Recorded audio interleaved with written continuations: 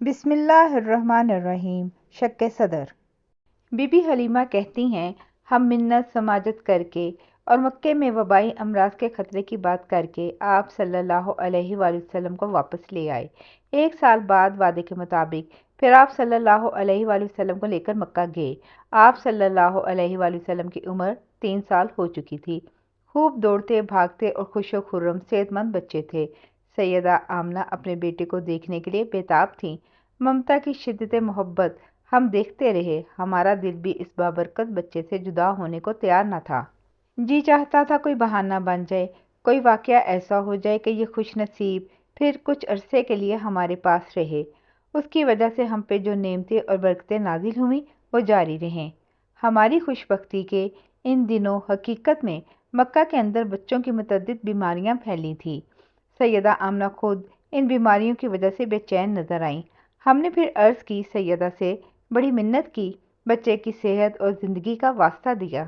گزاری یہ کی کہ تھوڑا عرصہ اور بچہ ہمارے پاس رہنے دیں۔ آخر سیدہ آمنہ مان گئی اور ہم بابرکت بچے کو پھر اپنی خانہ بدوش بستی میں لے آئے۔ بابرکت بچے کو آئے 2 یا 3 مہینے ہی گزرے تھے کہ ایک عجیب واقعہ ہو گیا۔ وہ اپنے رضاعی بھائی عبداللہ کے ہمراہ گھر کے پچھواڑے بکریوں کے ریوڑ کو چرا رہے تھے۔ دونوں بچے ہم عمر تھے، کھیلتے اور بکریاں چراتے۔ کھانے کا وقت ہوا۔ آقا صلی اللہ علیہ وآلہ وسلم نے اپنے رضاعی بھائی سے کہا، گھر سے کھانا لاؤ۔ ابھی یہی باتیں ہو رہی تھی کہ آسمان پہ 2 سفید بڑے پرندے آئے، قریب اترے، پھر وہ سفید پوش انسان کی شکل میں تبدیل ہوئے اور آقا صلی اللہ علیہ وآلہ وسلم کی طرف بڑھے۔ رضاعی بھائی عبداللہ یہ منظر دیکھ کے سہم گیا، بھاگا گھر گیا۔ گھر میں بی بی حلیمہ اور ابو شیمہ دونوں موجود تھے۔ عبداللہ روتا ہوا ادھر پہنچا، پوچھا کیا ہوا؟ عبداللہ کے منہ سے آواز نہ نکلے، روتے روتے بولا، ہمارے قریشی بھائی، کیا ہوا اسے؟ 2 سفید پوش آئے، پھر انہوں نے اس کا پیٹ چاک کر دیا۔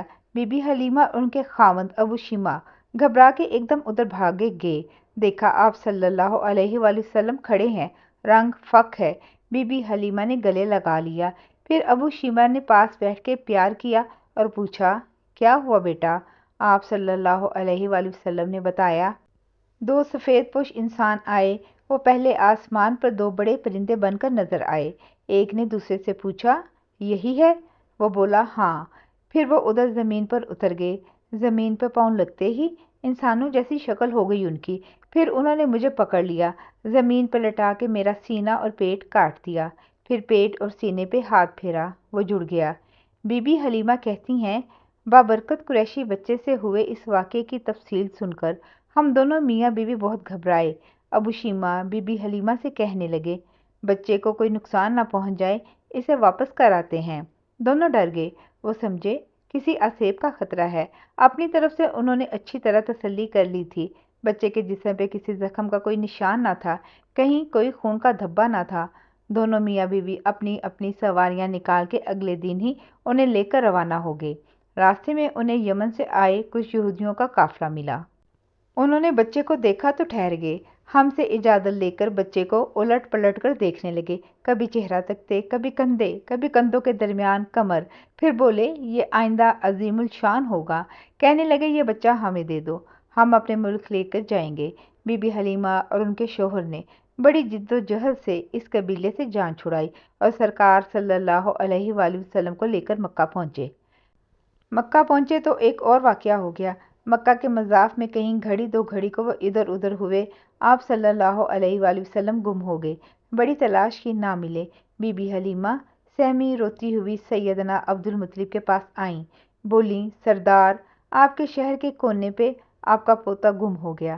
سیدنا عبدالمطلب نے کعبے کے دروازے پہ آ کے کنڈی ہلائی، ان کی آنکھوں میں آنسو تھے، بولے، اللہ، میرا شہ سوار مجھے دے دے، تو ہی تو ہے جس نے اس کا نام محمد صلی اللہ علیہ وآلہ وسلم رکھا۔ ہونٹوں پہ یتیم پوتے کے لیے سلامتی کی دعائیں تھر تھرا رہی تھیں۔ ادھر ادھر لوگ دڑائے۔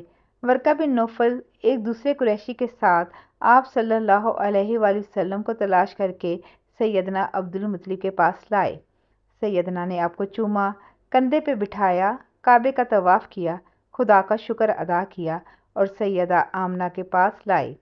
سیدہ آمنہ اپنے لال کو سینے سے لگائے بیٹھی تھیں، ان کی آنکھوں میں خوشی کے آنسو تھے۔ بی بی حلیمہ اور ان کے خاوند ابو شیما کہنے لگے مدت رضاعت الحمدللہ پوری ہو گئی۔ سیدہ آمنہ کہنے لگی تم لوگ تو ابھی چند مہینے پہلے اتنی ضد اور اصرار کر کے بچے کو مجھ سے لے کر گئے تھے، اب اچانک جو بھاگم بھاگ تم لوگ آئے ہو تو کوئی بات ہے؟ مجھے سچ سچ بتاؤ کیا راز ہے؟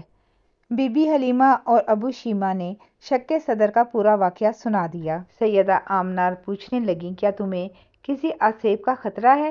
وہ چپ۔ سیدہ بولی سنو، ایسا بالکل نہیں، واللہ ان پہ شیطان قابو نہیں پا سکتا، میرے لخت جگر کی بڑی شان ہے، ان کا بڑا مرتبہ ہوگا۔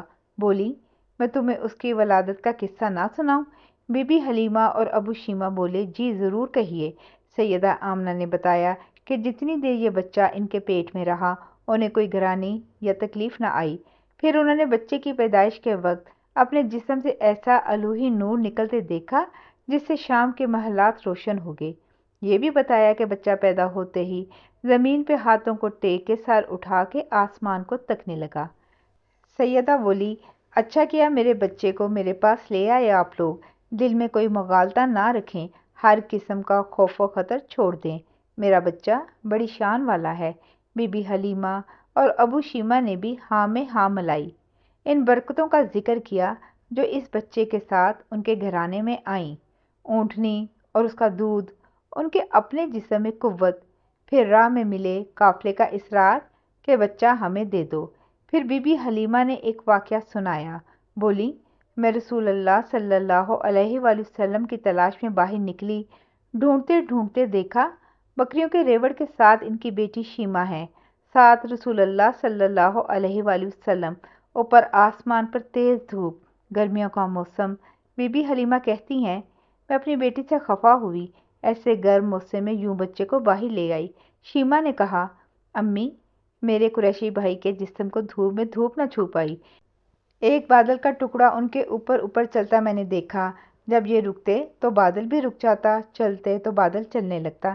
بی بی حلیمہ اور ابو شیما حارث بن عبد العزیٰ رسول اللہ صلی اللہ علیہ وآلہ وسلم نے شق صدر کا واقعہ جس تفصیل سے سنایا وہ کچھ یوں ہے۔ فرمایا میری رضائی ماں بنی سعد بکر سے تھی، میں نے بھائی سے کہا جاؤ امی سے کھانا لے آؤ، وہ کھانا لینے گیا اور میں ریوڑ کے پاس تھا کہ دو سفید پرندے آئے، ایک نے دوسرے کو کہا کیا یہی ہے؟